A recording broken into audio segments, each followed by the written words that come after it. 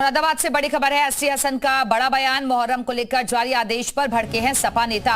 पाबंदी सबके ऊपर होनी चाहिए कह रहे हैं एसटी हसन। और 200-300 सालों से लोग दिखाते हैं कला, आज तक नहीं हुई किसी की मौत। सभी धार्मिक जुलूस में हथियारों पर रोक लगी। देखिए, पाबंदी अगर है तो सब पे बराबर की होनी चाहिए। सारे वर्गों के धार्मिक जुलूसों पे अस्त्र शस्त्र प्रदर्शन की पाबंदी हो, कोई एतराज नहीं। लेकिन मैं पूछता हूँ इसकी जरूरत क्या है? पिछले 200-300 सालों से तो ये काम होता चला आया है।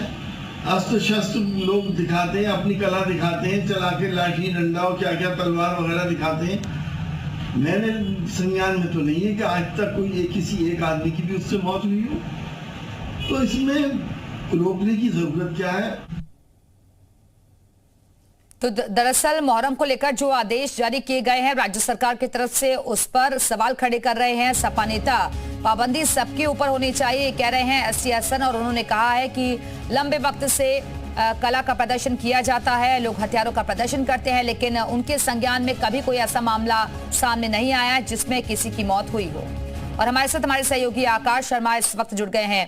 आकाश, ये जो एसटी हसन की तरफ से मुहर्रम को लेकर बयान दिया गया है, इसको किस तरीके से देखें?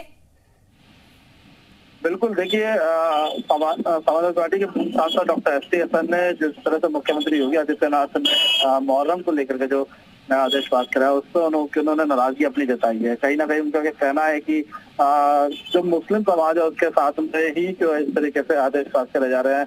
कहीं ना कहीं वो कांवड़ यात्रा में डीजे को लेकर के भी उनको निशाना साध रहे हैं कि वापस आएंगे आपके पास। अनिला सिंह जी इस वक्त हमारे साथ जुड़ गई हैं, बीजेपी प्रवक्ता हैं। अनिला जी, जो आप लोगों के सरकार की तरफ से आदेश जारी किया गया है, उस पर सवाल कर रहे हैं एसटी हसन साहब। वो कह रहे हैं कि आज तक तो कभी किसी की मौत नहीं हुई, फिर अगर आप कोई रूल बनाते हैं वो सबके लिए एक जैसे हो, मुस्लिमों से क्या दिक्कत है? मेरी सभी को राम राम। और एसटी हसन साहब, आपकी तो कीमत या कद्र आपकी पार्टी ने नहीं करी, आपको तो टिकट दिया नहीं गया, आपको रिप्लेस कर दिया गया। तो मुख्यमंत्री क्या कर रहे हैं क्या नहीं कर रहे हैं उस पर आप प्रश्न ना लगाएं। दूसरी बात यह है कि जब लाउड स्पीकर का ऑर्डर होता है तो वो सभी के लिए होता है। डॉक्टर हैं, थोड़े पढ़ी लिखी बातें करें तो बेहतर होगा। बाकी प्रदेश को कैसे चलाना है वो एसटी हसन से समझने की हमें आवश्यकता नहीं है। अनिला जी वो कह रहे हैं कि ये तो बहुत लंबे वक्त से चले आ रही है ना प्रथा। वो कह रहे हैं कि कला का प्रदर्शन किया जाता है, हथियार अगर लहराए भी जाते हैं तो उसमें कभी किसी को कोई चोट नहीं आई है, कभी किसी की मौत नहीं हुई है। और अगर आप कोई रूल ला रहे हैं तो फिर सबके लिए एक जैसा करिए ना।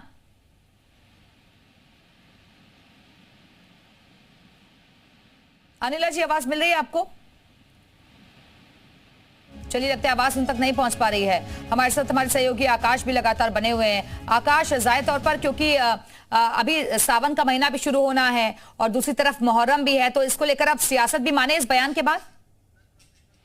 बिल्कुल, देखिए, एसटी हसन के बयान के बाद में पूरे मामले में सियासत जरूर तेज हो गई है, क्योंकि एसटी हसन ने सीधे तौर पर जो कांवड़ यात्रा है उसके डीजल को लेकर के भी उन्होंने बोला है। उन्होंने बोला है कि जिस तरह से हमारे यहाँ अगर नमाज पे 60 डेसिबल से ऊपर आवाज हो जाती है तो ठीक है आकाश, वापस आएंगे आपके पास। और प्रोफेसर भुवन इस वक्त हमारे साथ जुड़ गए हैं समाजवादी पार्टी से। भुवन जी, ये क्या समझाना चाह रहे हैं एसटी हसन साहब?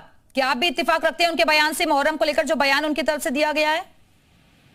देखिए, हमें लगता है मंत्री जी को अपनी संवैधानिक जो शपथ उन्होंने ली है उसको याद कर लेना चाहिए। और जो संवैधानिक शपथ ली है उसमें कहा गया है कि वो किसी भी धर्म, जाति, वर्ग के भेदभाव के बिना अपना कार्य को करेंगे। अगर उन्होंने इस तरह का हिंदुओं के इसमें, मुसलमानों के इसमें करा है तो या हिंदू के में भी करना चाहिए, क्योंकि ध्वनि प्रदूषण तो दोनों से हो रहा है। मतलब डीजे बजने से या लाउड स्पीकर बनने से पब्लिक को दिक्कत तो हो रही है, क्योंकि हमारी जो जिम्मेदारी है पब्लिक के प्रति, अगर हो रही है तो दोनों से करें और नहीं हो रही तो दोनों से करें। समाजवादी पार्टी का यही कहना है कि जो भारत का जो सेकुलर फॉर्म है उसको ना छेड़ा जाए। ये धार्मिक उन्माद को फैलाने की सजा तो 2024 में उत्तर प्रदेश की महान जनता ने दे दी है भारतीय जनता पार्टी।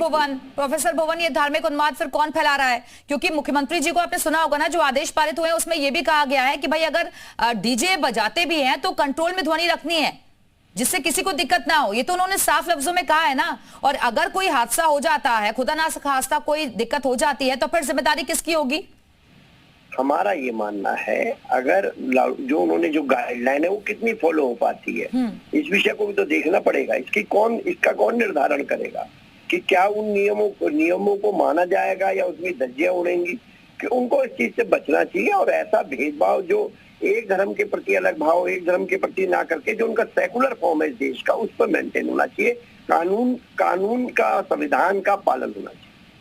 कानून का, संविधान का पालन करना चाहिए। तो जो गाइडलाइंस राज्य सरकार की तरफ से जारी की गई हैं, तो उनका भी तो पालन होना चाहिए ना।